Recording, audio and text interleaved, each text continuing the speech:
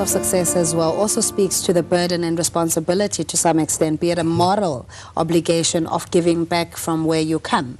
In your case, it would be Queenstown, and I'm calling it as such because I know it's called Queenstown and not Queenstown. But you've got workshops now to develop and nurture young talent. Tell us about that. Yes, you know, when I was growing up, I saw a lot of talent among my peers as I was growing up, and you know, when I moved to Cape Town, I used to go back home just for holiday. And sometimes I look at Queenstown and see that this place needs to be developed, you know, and there's no one who's taking the initiative to do that. Yeah. And, you know, it was the right time for me to do it because I had all this information with me. And when I look around young people that got nothing to do, you know, they just roam around the streets, you know, not much of sports that is happening. And then I thought, well, I have to make a plan. I have to come back here and try and develop and improve the standard of music in Queenstown. But isn't it, yeah, I think it makes some of us sleep easy at night to say, you know, I have this long-term dream to give back, but the resources are not there, the funding, or where do I start?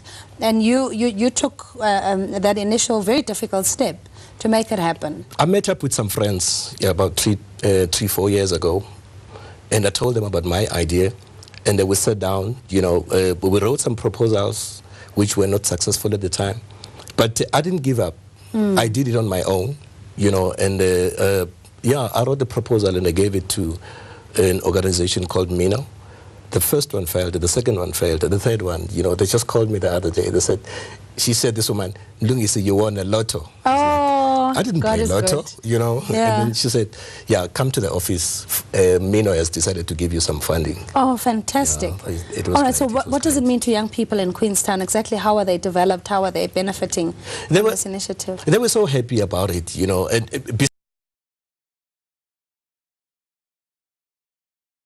about me, you know, saw my CD, just to see me, you know, to come and do this in Queenstown. They were fascinated about it. You know? And yeah, they came in numbers. First, I went to the school, you know, to address the people that, you know, I'm in town, and I would love to do this. I would love to develop them, those that are interested in music, you know. And yeah, they came.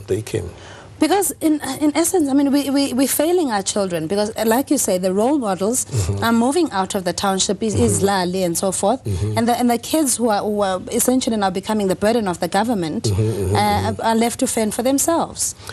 Yeah, that happens a lot, you know. But for me, I took a step to say, I will take it to them other than them coming to me, you know, so that I can develop them while they're still at home, rather than going outside. Because once you take that on, to want to empower somebody, it's a lifelong journey. Of course it is. You can't just drop them alongside the way and say, look, I don't have the time for this anymore, or I'm working on my other projects, etc. You need to, you know, hold their hand and live with them through that experience. That's in my planning.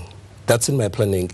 Because, you see, we're going to identify those are willing, those are working hard. You know, if there's a drummer that you feel like is ready to record, we'll introduce them to some people. There are sessions that are happening in Johannesburg, you know. I mean, most people knows me now. I can go and speak to them and say, I've got a drummer that I would love to bring in, you know, in terms of sessions. Even if it's just for the experience. Just for an experience. And some of them, they will come into my band as I'm touring around the country and around the world. I will take some of them and introduce them.